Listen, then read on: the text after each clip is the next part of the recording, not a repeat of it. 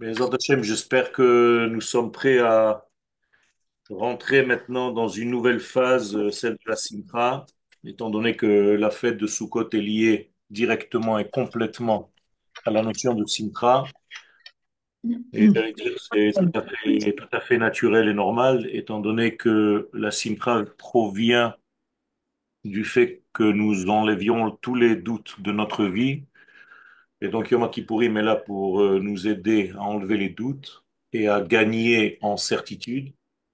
Et donc, naturellement, automatiquement, nous devons arriver à atteindre ce degré de simcha, Be'ezrat Hashem, qui est Amen. Sfekot.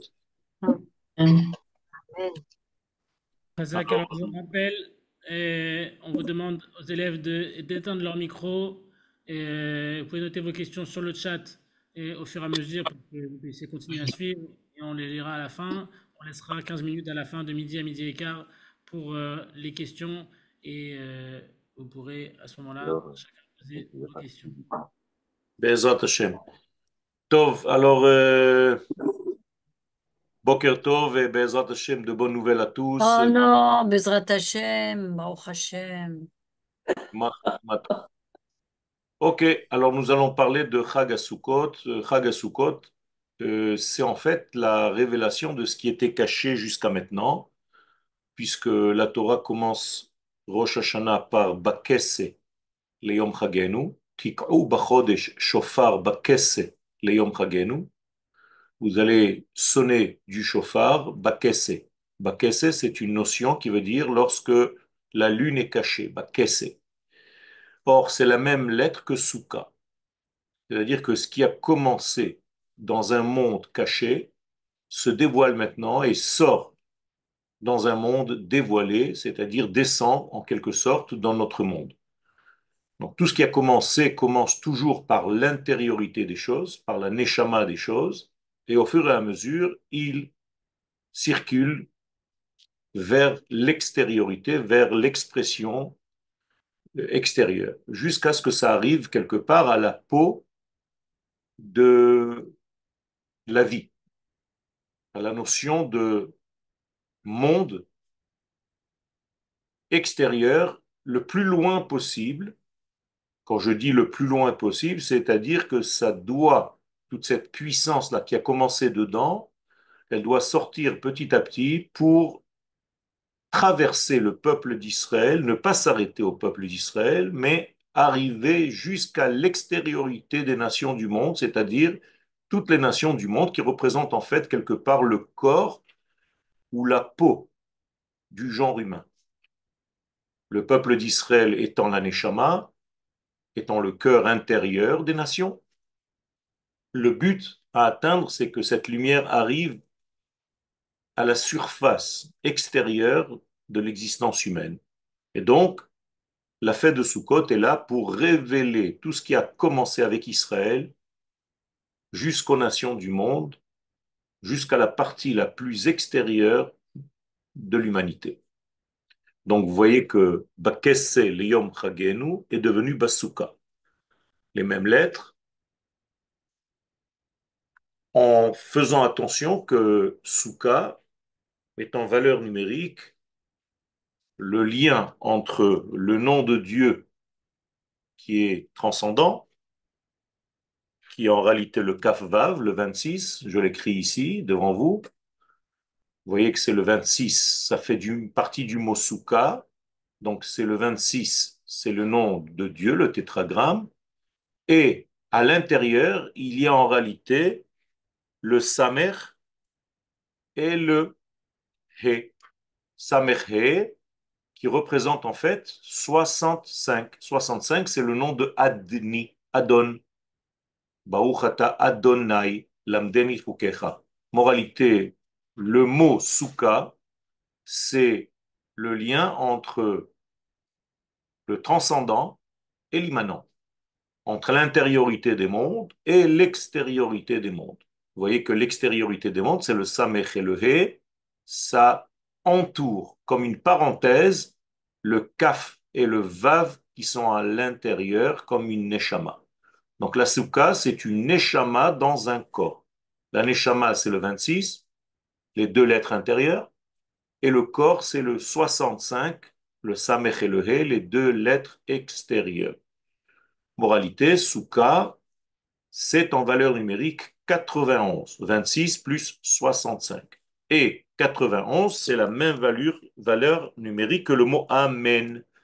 Amen, qui est la racine de toute la Emouna. Et donc, on appelle l'ombre de la Souka, Tzila de Mehemnuta, l'ombre de la Emouna. Pourquoi? Parce que ça permet, en fait, d'extérioriser tout ce qui était caché, d'amener dans le monde de l'immanence, ici-bas, tout ce qui est codé dans le nom de Dieu, dans le centre même, dans la l'âme de la vie. Donc le mot Amen, le mot Souka, même valeur numérique. Et donc, j'ai appelé ce cours la Géoula mondiale, tout simplement parce qu'elle ne s'arrête pas à Israël, elle doit traverser le peuple d'Israël, elle passe par le peuple d'Israël, mais elle arrive jusqu'aux nations du monde. Donc c'est une fête relative à l'humanité tout entière, et non pas seulement à Israël. Israël va jouer le rôle ici de Mamlechet Kohanim, une nation de prêtres. C'est-à-dire nous allons jouer le rôle d'intermédiaire entre les valeurs de Dieu qui se dévoilent depuis l'intériorité, comme on l'a dit tout à l'heure, jusqu'à l'extériorité des mondes, jusqu'aux nations du monde. Israël fait le lien, c'est Israël qui est l'intermédiaire, c'est Israël qui fait interface entre ces deux degrés. Alors, Alors, pour commencer, vous avez mentionné Bakessé, Liam Chageno. C'est Bakessé, c'est une autre manière d'écrire Souka sans le Vav. c'est la même chose. Vav, Souka, Souka s'écrit parfois sans Vav dans la Torah. Basukot, vous allez voir, il y a parfois avec un Vav, parfois sans Vav. Quelle est la distinction entre les deux écritures, justement? C'est que au moment où les choses sont cachées, on ne voit pas la totalité des choses. Et donc, quand les choses sont cachées, bah, qu'est-ce comme à Rosh Hashanah, on ne comprenait pas tout à fait vers quoi nous allions, et les choses deviennent de plus en plus claires parce que les choses sortent, viennent vers nous. Et donc, ce qui était caché nous paraissait manquant, alors qu'au dévoilement, nous voyons que c'était le nom de Dieu qui était à l'intérieur de toute cette Midat ad-Din. Je vous rappelle que Rosh Hashanah et Yom Kippourim s'était enveloppé d'une notion de rigueur, et donc ça ne permettait pas de voir où était exactement Dieu, le miséricordieux, à l'intérieur de tout ce programme. On a l'impression que tout était rigueur, dinim, mishpat, jugement. Et là, à Chag HaSukkot, de la même manière qu'on voit la soukha avec la totalité des lettres que je viens de donner, Samer, Vav, Kaf et He, on s'aperçoit que ce qui est extériorisé maintenant, c'est ce qui était vraiment dedans. Parce qu'on ne peut pas avoir une soukha avec quatre lettres si elle ne l'était pas, même au départ. Même si au départ, tu ne le voyais pas. Donc la résultante de Chag HaSukkot montre que depuis le début de l'année, même si on parlait de dinim, de rigueur, en fait, tout était imprégné de miséricorde divine. C'est ça que ça veut dire. J'espère que les choses sont claires. Alors on commence. Mishnah Rishona B'Masechet Sukkah, première Mishnah de ce traité de Sukkah. On est dans la Mishnah, pas encore dans la Gemara. La Mishnah, c'est la racine même de la Gemara. Avant que les sages commencent à disserter et à développer la Mishnah, qui va donner la Gemara, dans la Mishnah elle-même, à la source même des paroles de nos sages, chez les Tanaïm, on va dire la chose suivante. Souka shehi gvoha lemala me'esrim ama psula. Toute souka qui est plus haute que 20 coudées, à peu près 10 mètres de haut, n'est pas cachère. Donc la souka doit avoir moins de 10 mètres de haut. Ve Rabbi Yehuda marchir, alors que Rabbi Yehuda, lui, dit que c'est cachère. Comment est-ce que deux sages, sur un même degré, peuvent nous dire deux choses différentes complètement? Un, il dit que c'est cachère, l'autre ne dit pas que c'est cachère. Les Chachamim nous disent que c'est interdit, c'est-à-dire elle est psoula, elle ne fait pas son travail, elle ne joue pas son rôle, alors que Rabbi Yehuda dit que oui. D'une manière générale, on peut comprendre que les sages considèrent qu'il faut être à l'ombre du srach de la soukha, de la partie supérieure. Or, une soukha qui est de 10 mètres de haut, il est très rare que tu sois à l'ombre du srach, tu seras plutôt à l'ombre des parois. On est d'accord.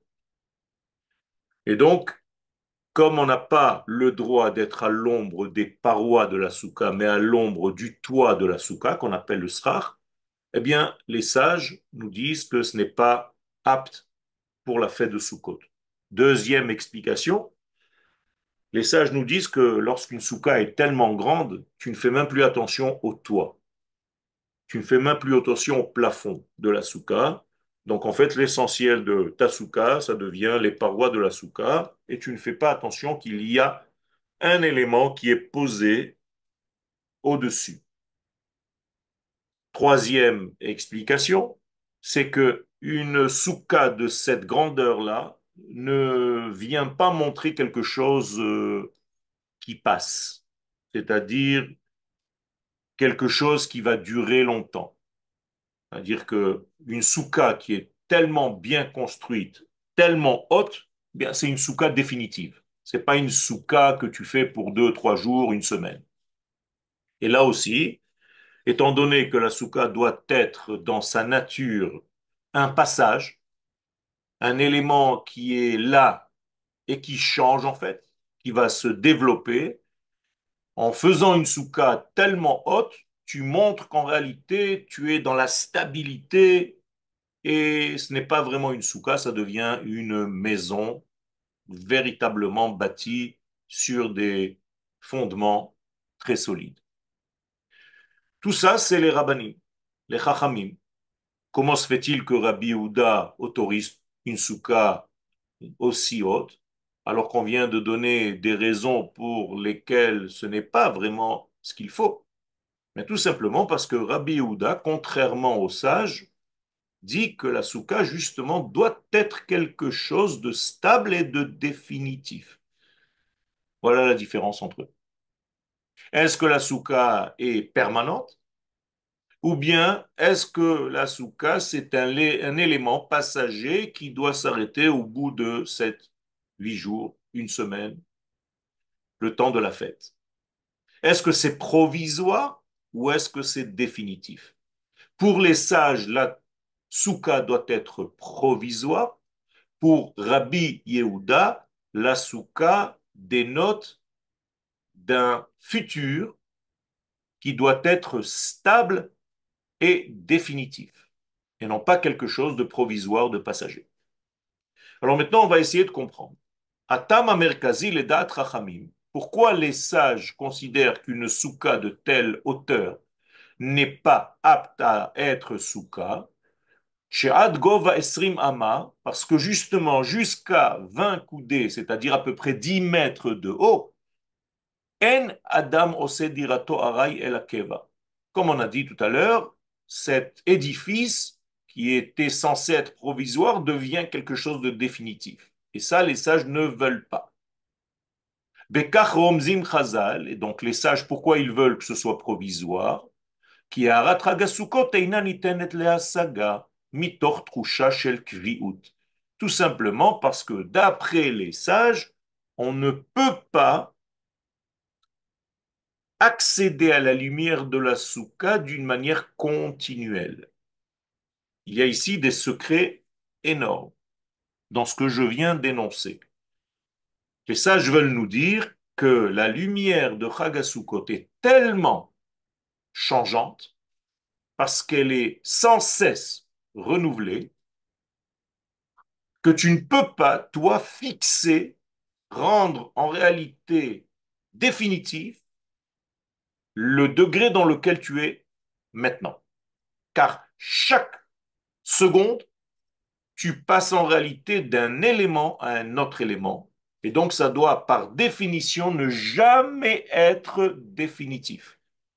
Tu dois être ouvert à des situations qui vont se renouveler dans ta vie, qui vont apparaître, même si tout paraît bloqué, figé à l'instant où tu es maintenant. Comprenez qu'il y a ici un message énorme pour notre vie. Rien n'est définitif. Il faut sans arrêt être prêt à des changements auxquels on ne s'attendait peut-être pas, tout simplement parce que nous grandissons chaque jour vers des éléments qui nous dépassaient hier et qui, aujourd'hui, on arrive plus ou moins à assimiler. J'espère que vous comprenez ce que je suis en train de dire. C'est-à-dire que ce qui vous dépassait l'année dernière, vous l'avez déjà intégré pendant cette année. Parce que vous avez grandi, parce que vos ustensiles de réception et de perception sont beaucoup plus larges. Et donc, vous pouvez embrasser des idées qu'il était impossible pour vous de concevoir, ne serait-ce que le mois dernier. Je ne parle même pas de l'année dernière. Parce que vous êtes élargi, parce que vous êtes beaucoup plus apte à concevoir, à contenir. Moralité, les sages veulent que ta soukha soit représentative de toi-même. De la même manière que toi, tu ne dois pas être définitif dans ce que tu es, mais tu dois sans arrêt t'élargir, grandir, agrandir ta capacité de recevoir et de percevoir le divin. De la même manière, la soukha vient représenter ce degré-là, et donc elle doit être par définition provisoire. Elle ne peut pas être définitive. Alors que si tu construis une soukha qui est définitive, qui est trop forte, qui est déjà stable, qui est déjà d'une hauteur qui est presque une construction, ce n'est plus une soukha, mais ça veut dire que, bon, ça y est, tu as atteint ton degré ultime et tu n'as plus où avancer dans ta vie. Voilà ce que les sages ne veulent pas. Ne veulent pas que tu t'enfermes dans un système dans lequel tu vas rouler toute ta vie. Vous voyez qu'on dépasse déjà la fête de Sukkot. Et chacun de nous, nous devons nous poser la question, est-ce que je ne me suis pas quelque part enfermé dans une routine qui ne me permet pas de voir plus loin? Parce que je refuse, parce que je vis dans une sorte de déni, parce que je ne veux pas grandir, parce que je préfère être tranquille, ne pas trop me poser de questions. Voilà tout ce que les sages ne veulent pas que tu sois, et surtout pendant la fête de Sukkot. Et maintenant, vous comprenez pourquoi le mot Sukkot est au pluriel. On ne dit pas Chagasuka, on dit Chagasukot, parce qu'il y en a plusieurs. Et comment est-ce possible qu'il y en ait plusieurs? C'est pas la mienne et celle du voisin. C'est que même ma propre souka n'est pas une seule souka. Comme si je passais d'une souka à une autre souka, d'un ustensile à un autre ustensile à chaque instant. Vous comprenez le sens? C'est énorme. Et donc, Ragasukot, ça dénote d'un changement perpétuel chez la personne. Et j'utilise maintenant un langage de nos sages. Ya'avor veyelech misuka lesuka beotasuka. Il faut que tu arrives à grandir d'une souka à une autre souka tout en restant dans ta souka. Je vous le traduis avec mes mots. Je suis Yoel, mais je dois grandir Yoel. Tout en restant Yoel, je découvre des parties que je n'ai pas encore découvert de ce Yoel. Voilà le sens le plus profond, à mon sens, de cette fête de Sukkot. Donc rien n'est permanent, tout est évolutif, et il faut que tu sois souple à couler avec cette évolution. Ne bloque pas, ne fige pas. Parce que si tu es figé, en quelque sorte, tu es mort. Alors que la vie, c'est une évolution permanente et ce flux nous arrive du Très-Haut. Ce Très-Haut, c'est le srach de la soukha. C'est lui l'écran. Imaginez-vous votre srach de la soukha, donc le plafond de votre soukha. Au-dessus de ce plafond, il y a la lumière infinie. En dessous de ce plafond, donc le srar, qui est l'essentiel, le mot souka vient du mot srar. Eh bien, tu vas recevoir en fait ce que tu es capable de recevoir à travers les orifices de ton plafond. Et donc, les sages nous disent qu'il faut laisser des ouvertures pour qu'on puisse voir les étoiles la nuit, que la lumière ne soit pas complètement opaque. Il ne faut pas que tu deviennes imperméable à cette lumière. Il faut laisser la lumière descendre, mais il faut que la lumière soit moindre que les taches d'ombre. Là aussi, une leçon très secrète, c'est-à-dire qu'à midi, où le moment du soleil est au zénith, c'est là où tu as le plus de lumière sur ta souka, puisque le soleil éclaire d'une manière verticale directement. Mais là-bas, tu dois mesurer quelque part les taches d'ombre par rapport aux taches de lumière. Ok.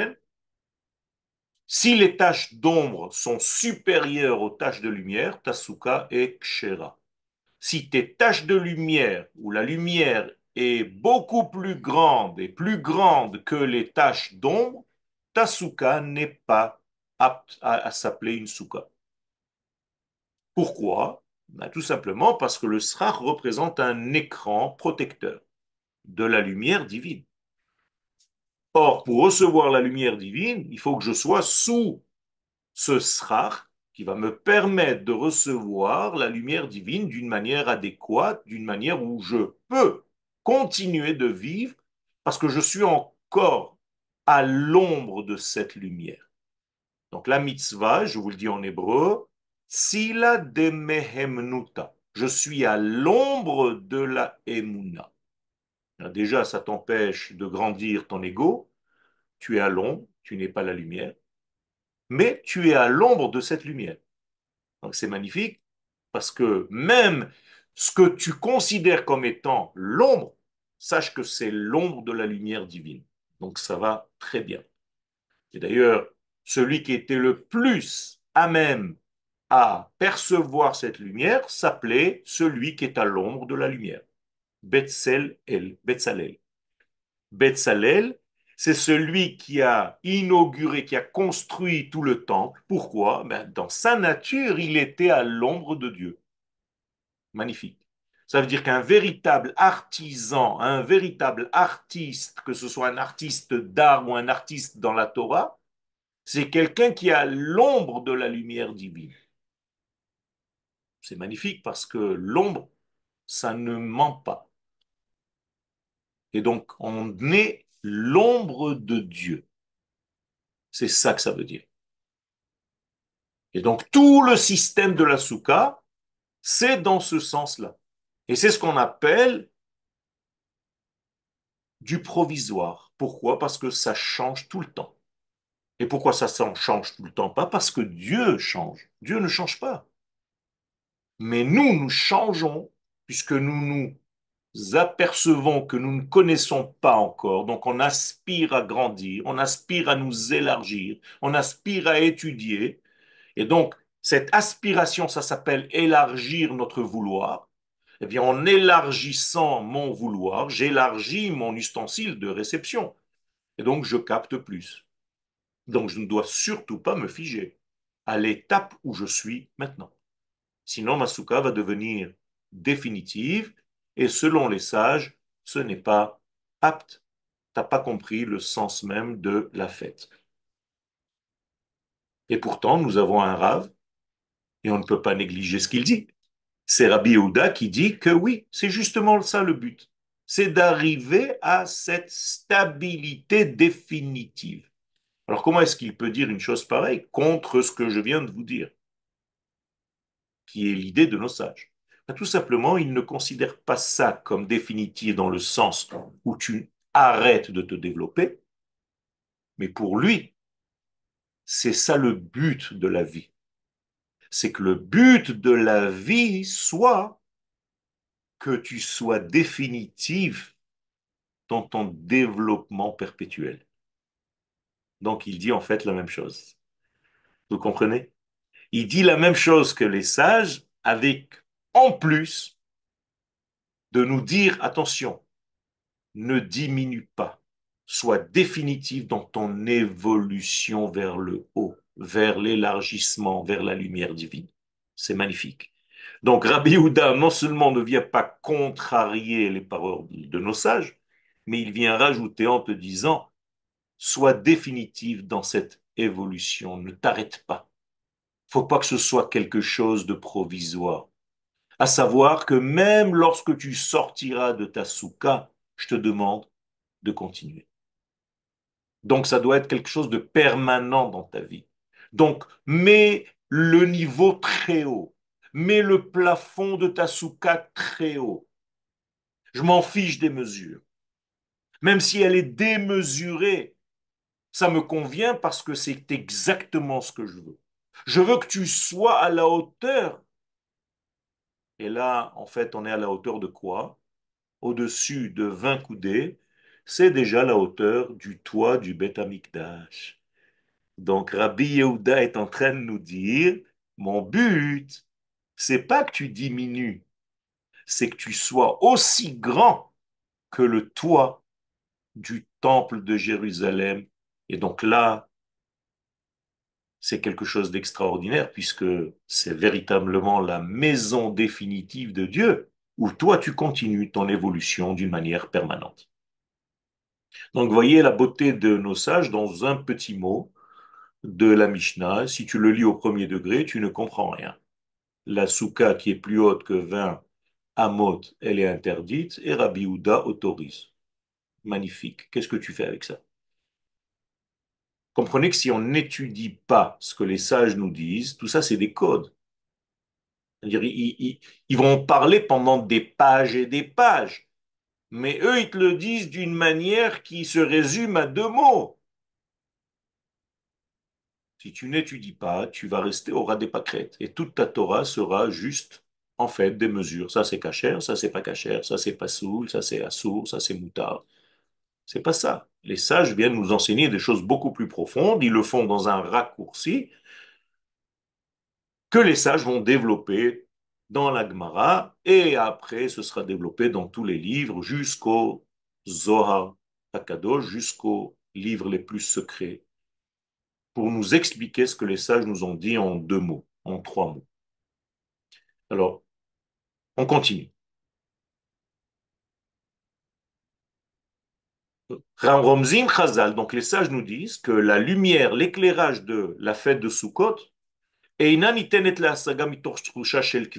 t'arrête jamais, jamais de vouloir te remplir et de devenir en fait un canal de cette lumière. Donc il ne faut pas que ce soit dans ta tête définitif. Tu dois être apte à évoluer constamment. Donc tu dois être constant, Rabbi Yehuda, dans ta façon provisoire, les sages. Donc je viens de dire les deux pensées de nos sages. Rabbi Yehuda, la constance, les Chachamim, dans ton évolution permanente. Constant dans ton évolution. Et donc je viens de marier les deux idées de nos sages. Donc il ne faut pas que tu te confines aux mesures de ce monde, et la mitoch arayut. Il faut que tu saches que tout est provisoire ici-bas. Voilà. Résumé. Quel hommage chez Chag HaSukkot, shayach b'mauto lechaya olam haba.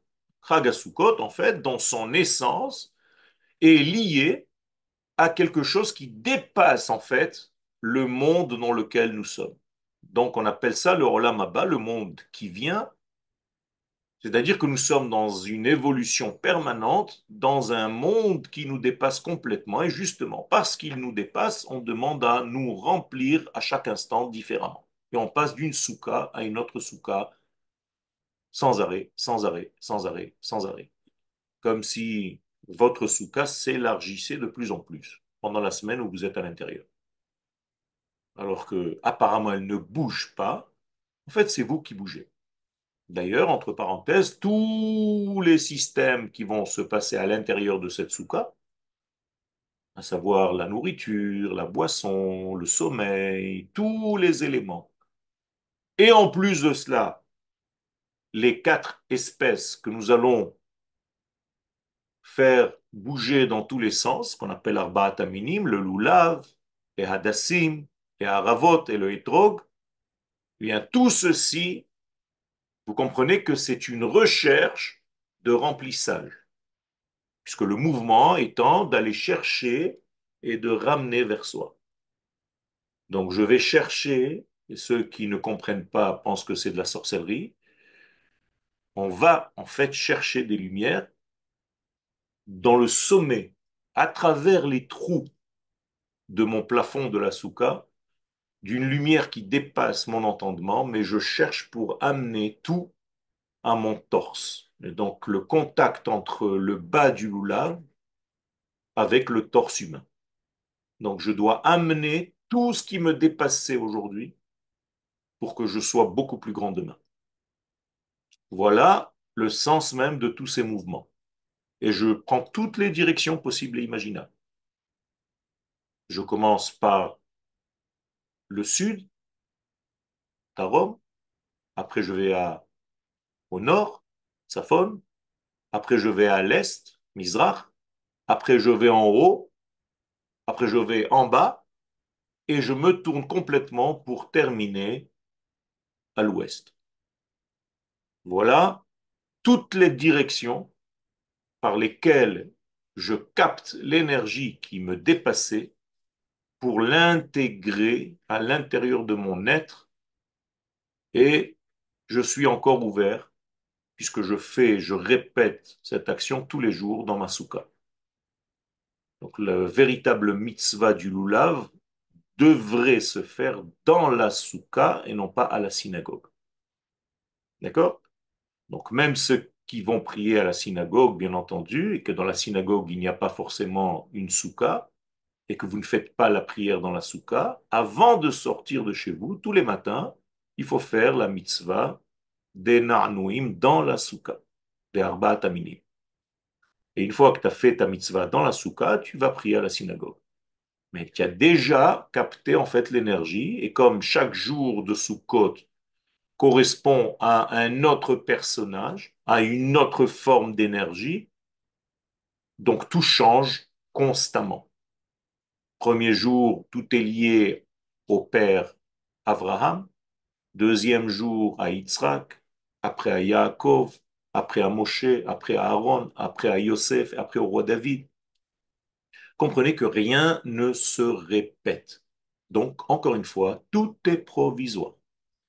Et ça, c'est le grand secret de cette fête. Et donc, on doit être quelque part dans un monde qui nous dépasse, tout en restant Betor Haolam Hazeh, dans notre monde à nous. Voilà la fête de Sukkot. Donc, je reviens à ce que j'ai dit au départ, c'est la signification du mot Sukha. Parce que dans le mot Sukha, il y a le Olam Haba, le monde qui nous dépasse, le tétragramme, Kaf Vav 26, les lettres centrales du mot Sukha. Et nous avons aussi le Olam Hazé, le monde matériel dans lequel nous sommes. C'est la parenthèse, les deux lettres qui entourent le mot Sukha, le Samer et le He, en valeur numérique 65. Donc tout ceci vient nous dire מעבר האור מן העולם הבא אל העולם הזה אינו מתאפשר אלא באופן ארעי.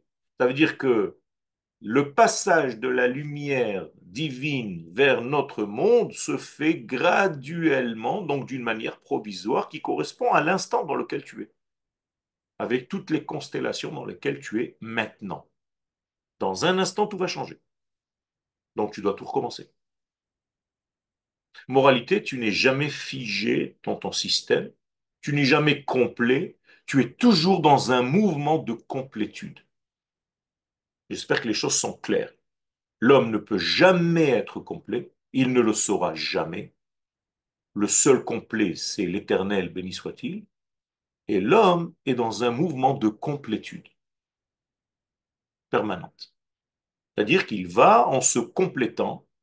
Et donc c'est ça tout le mouvement nécessaire pendant cette fête. Mais tout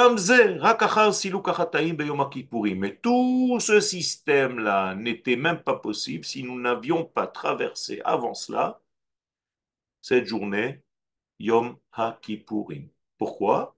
Ben, tout simplement parce que cette journée nous a nettoyé suffisamment pour qu'on soit quelque part perméable à nouveau à la lumière divine. Alors, en sortant de Yom Kippourim, nous atterrissons quelque part, nous descendons, puisque Yom Kippourim était au sommet, donc il était presque, je dirais, avec des mots simples, chez lui. On était invité chez lui, Yom Kippourim, donc c'est le tétragramme. Étant donné qu'il y a 4 lettres dans le tétragramme, eh bien, il faut descendre petit à petit parce que l'atterrissage doit se faire en douceur. Donc, il y a 4 jours entre Yom Kippourim et la fête de Sukkot. Parce qu'on doit descendre chaque jour d'une lettre du nom de Dieu. C'est clair? Et donc, tout doucement, tout doucement, tout doucement, tout doucement, on descend, le Yud, Ke, Vav, Ke, et on arrive, on rentre à la fête de Sukkot, tout en étant, encore une fois, perméable, net, propre. D'ailleurs, les sages considèrent que le premier jour de Sukkot, c'est le premier jour de possibilité de faute. Incroyable. Les sages considèrent qu'entre Yom Kippourim et Chag HaSukkot, l'homme ne faute pas. Il est pressé de rentrer dans cette fête. Donc, il est complètement affairé dans un système divin. Et donc, Rishon Lecheshbon Avonot, le premier jour où on va commencer à compter les fautes, c'est à partir de Sukkot, en espérant qu'il n'y en aura pas. Je continue. Rak Yechides Gula ke Yaakov Avinu alav shalom. Maintenant, des hommes hors du commun, comme Yaakov, notre père, Yecholim lachush et or chaya olam haba mitoch kviut.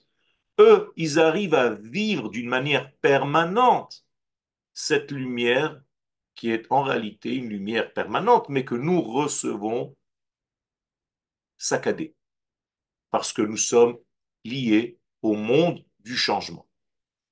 Yaakov Avinu, qui vit en réalité sa vie dans une complétude tout en étant homme, eh bien, il arrive définitivement à être dans ce degré divin.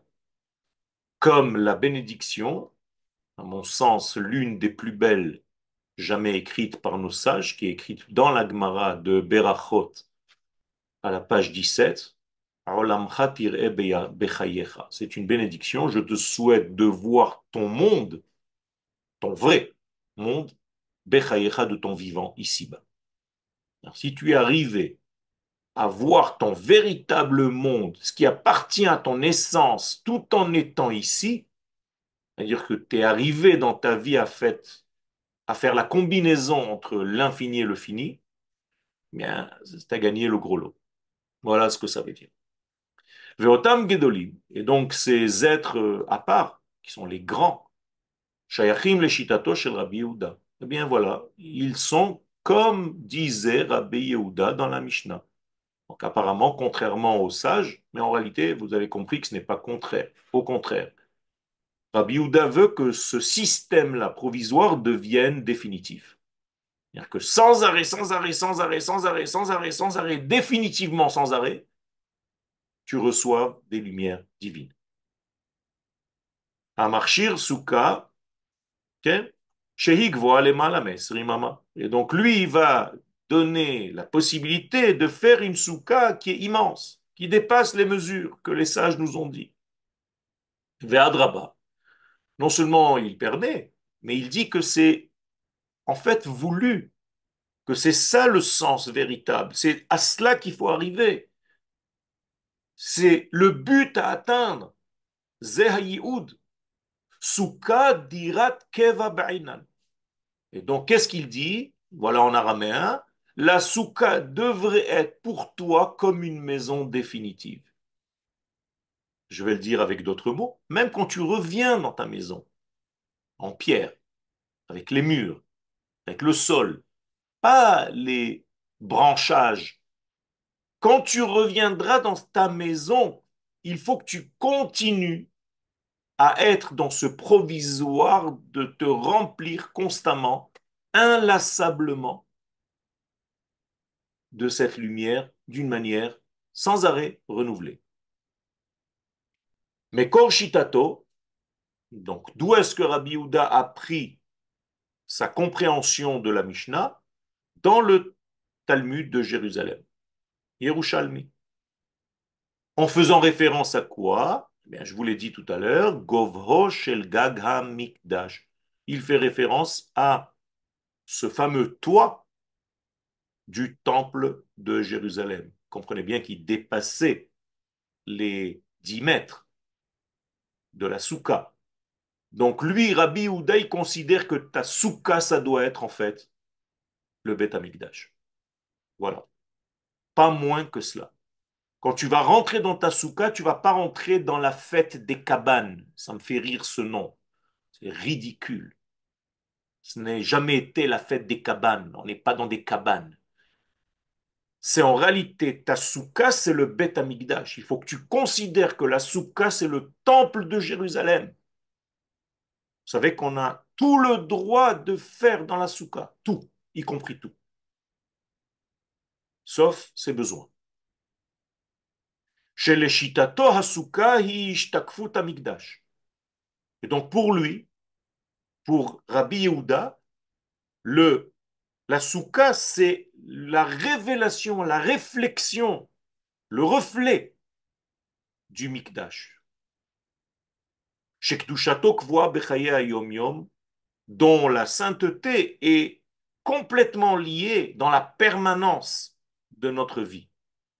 Voilà ce que ça veut dire. Je veux que le lien avec l'infini soit permanent. Mais, étant donné que tout bouge dans notre monde, eh bien, c'est une permanence en mouvement, ou bien un mouvement permanent.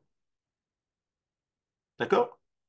Si vous trouvez un secret qui soit un mouvement dans la permanence, c'est-à-dire qui relie en fait ce qui est invariable avec le variable, ce qui est inchangeable avec tout ce qui change, ce qui est définitif avec tout ce qui bouge, eh bien ça, c'est en réalité la formule secrète de la soukha. Et donc, Akadosh Baruch Hu, dans une soukha de telle envergure, il dit Zot menuchati. C'est là où je peux me déposer, me reposer. C'est Dieu qui parle. Adéad, jusqu'à l'infini. Po eshev, c'est là où je m'installe. Ki ivitiha, parce que j'en ai envie. J'ai envie d'une soukha de telle grandeur. J'ai envie que tu considères ta soukha de telle manière. J'ai envie que ta soukha devienne divine pour que moi, le divin, je puisse m'y installer. Rabotaï, c'est énorme. Si tu fais une soukha qui est une cabane, j'ai rien à faire dans une cabane. J'ai envie que la soukha soit le lien entre nous, comme je vous l'ai dit tout à l'heure avec le loulav, avec les arbaat aminim. Que tu viennes me chercher, que tu viennes m'inviter dans cette soukha.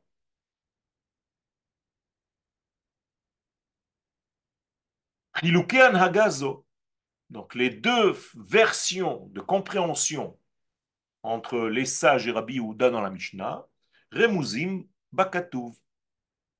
Eh bien, ils ont une référence aussi au niveau de l'écrit, c'est-à-dire de la Torah elle-même. Il est dit, Vayelech Esav ledarko bayom hahu se'ira. Ce jour-là, Esav est parti à Seir. Seir, c'est sa place. Sa place, c'est-à-dire Seir, c'est le poilu, le velu. Esav, c'est les nations du monde. Il est parti ce jour-là, il est retourné en fait à sa véritable place. Voilà ce que ça veut dire. Incroyable. Quand est-ce que c'est ce jour-là? C'est quoi ce jour-là? Eh bien, c'est après Yom Kippourim. Tant donné que Yom Kippourim, Essa va essayer d'attaquer Israël et qu'il ne réussit pas réellement, véritablement, eh bien, le lendemain, il va retourner à sa place. Ici est englobé dans la notion de Esav le Satan et toutes les forces du mal. Elles essayent d'attaquer Israël, elles ne peuvent pas comme elles l'auraient voulu, donc elles retournent à leur place. Donc on sort de Yom Kippourim. Et le verset continue, Yaakov nasa Sukkota. Et Yaakov, lui, a voyagé pour aller à Sukkot. Extraordinaire. C'est le verset de la Torah, hein. C'est-à-dire, on vient de sortir de Yom Kippourim, Esav revient à sa véritable vie, à ce qu'il connaît, et Yaakov voyage vers la fête de Sukkot. Et regardez ce qu'il dit, Vaïven lo bait, et il s'est construit une maison. Alors là, c'est un cadeau pour Rabbi Yehuda, qui dit que la soukha doit être une véritable maison et avoir véritablement la mesure de la maison. Autrement dit, Yaakov, qui est l'être suprême, est arrivé à faire en sorte que sa soukha vers laquelle il a voyagé est devenue sa maison. Alors pourquoi on appelle cet endroit Sukkot? Mais tout simplement, regardez la suite du verset, Ul miknehu asa Sukkot. Et pour les Neshamot qui sont plus simples du reste du peuple, il a fait des Sukkot. C'est-à-dire que la plupart d'entre nous, nous allons rentrer dans une soukha apparemment simple. Mais ceux qui sont grands parmi nous, eux, leur soukha, c'est déjà une maison définitive. Jusqu'à ce que toi aussi, l'homme simple, la femme simple, un jour tu grandiras et tu comprendras la grandeur véritable de la soukha. Alors j'ai commencé par dire que c'était une fête qui est la Géoula du monde entier, mais je ne suis même pas arrivé à ce niveau. Qu'est-ce qu'on va faire? Et en réalité, je vais vous le raccourcir. Je ne suis pas arrivé à ce niveau parce qu'il fallait d'abord expliquer ce que c'était. Mais je vais vous le dire en quelques mots. Étant donné que nous sommes le peuple qui a été libéré d'Égypte, en fait, tout le monde devait être libéré en Égypte. Le monde devait être libéré en Égypte. L'Égypte devait être libérée de son Égypte. Vous êtes avec moi?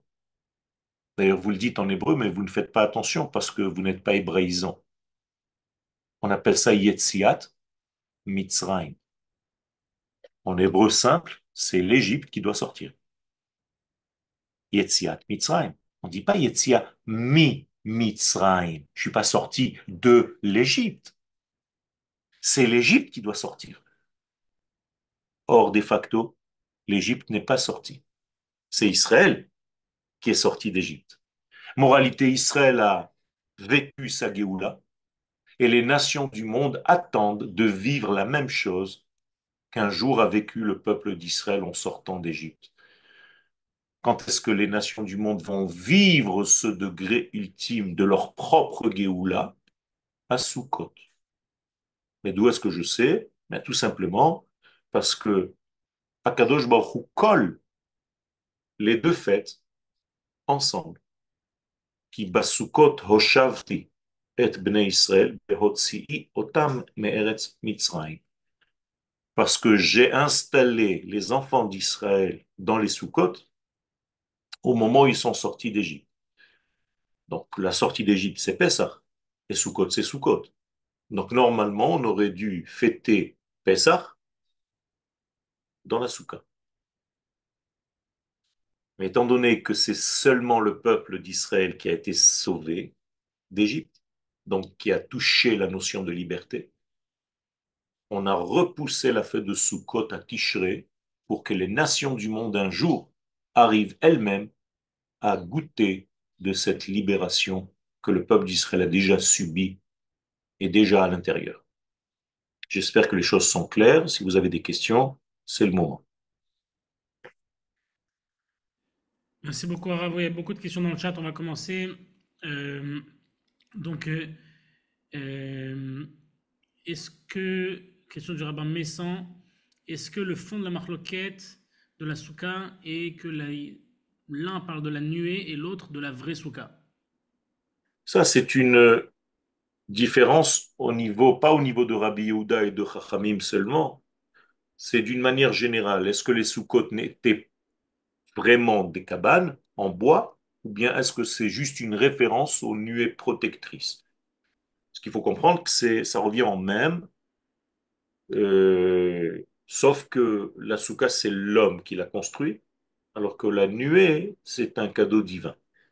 qui a été donné en fait par Aharon. Aaron, grâce à lui, on a eu ces nuées protectrices. Et le sens est le même. Question de Josiana. Lorsque le Mashiach viendra, alors ce sera définitif? Lorsque le Mashiach viendra, tout le système provisoire va justement avoir une valeur définitive d'évolution permanente, beaucoup plus claire que celle que nous avons aujourd'hui dans notre conscience. Parce qu'aujourd'hui, on a l'impression que notre monde est bloqué, qu'il est figé, on n'arrive plus à avancer. Donc le changement de vision au moment du Mashiach, c'est qu'on va voir sans arrêt, sans arrêt, sans arrêt le flux grandir devant nous. Et nous allons participer à cette évolution. Question de Ghislaine. Bonjour Rav, pourquoi dit-on que les femmes ne sont pas tenues de manger dans la souka? Cela les priverait-elle de tout ce que vous venez de nous enseigner? Les femmes, naturellement, sont douées de la force que la soukha est censée apporter à l'être. C'est-à-dire que l'être fait des efforts, je parle des hommes, pour atteindre ce plafond de la soukha, alors que chez la femme, c'est intuitif. Les femmes sont plus grandes en prophétie, donc elles ont comme une soukha permanente dans leur propre système. D'ailleurs, le mot soukha vient de Yiska, qui était le deuxième nom de Sarah, qui était plus grande en prophétie que Abraham. Question de Chantal. Pourquoi n'utilisons-nous pas des roulottes qui vont d'un point à un autre en s'installant de temps en temps dans un endroit et repartir comme au temps du désert où on installait le Mishkan dans les stations? On peut le faire. D'ailleurs, la Mishnah et la Gemara parlent d'une souka qui est sur un âne aujourd'hui, sur une voiture. Tu peux faire une souka sur une voiture qui se déplace. Mais en réalité, c'est l'idée qui compte et non pas le fait véritablement de mettre ta souka sur un âne pour te balader dessus. Alors, question de David Benarouche. Shalom Rav. Euh, Shalom. Vous avez dit tout à l'heure que la Yetziat Mitzrayim, elle a concerné seulement Israël. Je voulais juste qu'on parle un instant du rôle du Erev Rav. Alors, est-ce que il constituait une sorte de faux départ pour la Géoula ultime, ou alors c'est le but ultime, la Géoula du Erev Rav, récupérer le Erev Rav? C'est le but ultime que Moshe Rabbeinu voulait prendre en fait un extrait des nations du monde sous la forme de ce Erev Rav pour essayer de terminer en fait tout le système, mais ce groupe de personnes n'était pas encore prêt et donc ça a repoussé tout le système à la fin des temps, mais tu as raison, le but ultime c'est d'arriver justement à tout ce système, pas seulement au Erev Rav, mais aux nations du monde réellement, comme il est dit Mhm. dans le verset de la sortie d'Égypte, Veyade'u Mitzrayim ki ani Hashem. C'est l'Égypte qui doit savoir, qui doit avoir le da'at que je suis l'Éternel, pas seulement les enfants d'Israël. Question de Aaron Médecino. Octobre. Et Shalom. nous avez enseigné une année le fait de fixer quelque chose qui doit bouger, de se résumer à la bénédiction de la pose de la mezouza, des gvoa mezouza. Tout à fait, D'accord? tout à fait, tout à fait. Je pensais à ça quand je l'ai dit. C'est l'un des rêves que j'ai un jour rêvé et tu as tout à fait compris le sens. La bénédiction que nous faisons pendant une Hanouka de Baït, l'Ikboa Mezouza, c'est justement de trouver le stable dans notre monde qui change sans arrêt. Trouver la stabilité dans l'aléatoire. Alors, question Léopold, est-ce que vous pouvez débloquer votre micro? J'ai vu la question, mais je ne suis pas sûr de la lire correctement.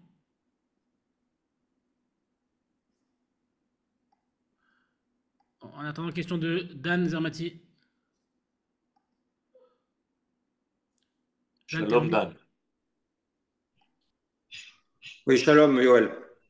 Shalom Euh, Dan. à travers tout ton cours, j'ai une autre notion de la fameuse petite cabane pour arriver à la puissance de la souka. Et à travers la souka, est-ce qu'il y a une séphira en particulier ou c'est toutes les séphirotes qui sont peut-être liées à la souka? Alors, la souka, d'une manière générale, c'est à l'ombre de la bina. Donc, c'est toutes les 7 séphirotes d'en bas. C'est pour ça qu'il y a 7 jours. Et donc, on commence par le chesed jusqu'à la malchoute, jusqu'à, en fait, au Sha'ana Rabbah, où c'est David Amelech. Donc, en fait, c'est toutes les séphirotes qui sont sous l'influence, à l'ombre de la bina. Voilà. D'accord. Donc, c'est-à-dire que le Keter et les deux autres ne sont en dehors de la souka. La bina, on peut la considérer comme étant le keter de tous les 7 séphirotes d'en bas. D'accord. Toda. Question de Thierry et Sarah Menin. Il faudra choisir lequel pose la question. Oui, Shalom Rav. Je voulais savoir le passage d'Isaïe 54 où il dit élargis l'espace de ta tente, qu'on déploie les couvertures, ne retiens pas, etc. Arrive. Exprime bien ce que vous nous avez partagé. Il ne faut pas être figé. En fait, notre souka n'est pas figé, elle est tout le temps en évolution. C'est ça.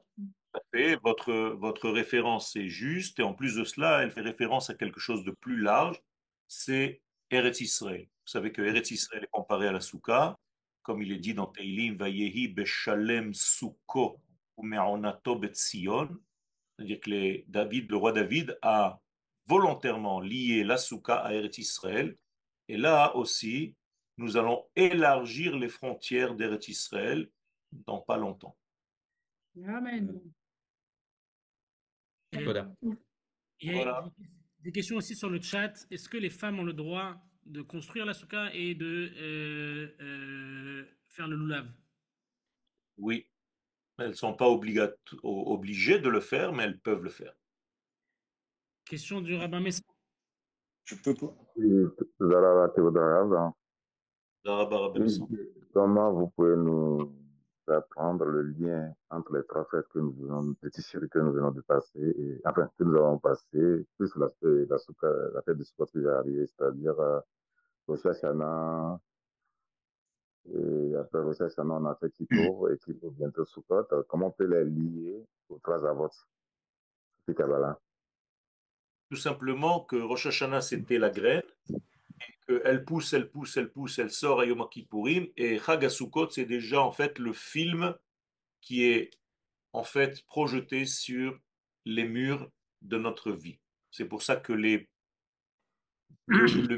minimum des mesures des parois de la soukha, c'est en fait la place pour un homme. Ce qu'on appelle Sheva al-Sheva, 7 sur 7, c'est-à-dire les midot, les mesures de notre monde, le mesure de l'homme que je suis, c'est le minimum. Donc je dois en fait remplir toutes mes mesures de la lumière qui était cachée à Rosh Hashanah et qui est sortie vers moi jusqu'à maintenant. Question de Léopold. Oui, bonjour Yoël. En Shalom, fait, je voulais te demander, puisque effectivement, tu as souvent rappelé qu'on dit Yetziat Mitzrayim et pas Mi Mitzrayim. Pourquoi dans le Kiddush, on dit Zecher Yetziat Mitzrayim, qui sous-entend à ce moment-là qu'ils ont quand même réussi alors qu'on parle que de nous? Alors justement, c'est en souvenir de ce que nous devons compléter. C'est-à-dire, Zecher, souviens-toi que tu n'as pas encore fini ton travail. C'est pas souviens-toi que tu es sorti d'Égypte seulement. Souviens-toi que le but, c'était que Mitzrayim sorte. N'oublie pas. Ça veut dire que ne reste pas coincé dans ton petit degré religieux qui concerne le peuple juif. Élargis ta vision aux nations du monde. Ok, c'est ça. Question de Daniel. Bonjour Rav. Ah. En fait, je n'ai pas de question, mais comme je vous l'avais déjà dit, vous n'êtes pas très clair, vous êtes trop clair. Et en fait, je voulais vous souhaiter de bonnes fêtes de Sukkot à vous et à toute votre famille, et que voilà, on continue à grandir spirituellement et par cela amener le plus vite possible le Mashiach afin d'avoir une Merci. délivrance Merci finale. pour votre gentillesse. Merci pour votre gentillesse. Toda. Amen. Merci. Razak, merci beaucoup à Rav Yoel. Toda Rabba. תודה Et רבה. bonne fête. Et Chag Sameach. Chag Sameach. Chag Sameach. Merci beaucoup. Merci beaucoup. Bye bye.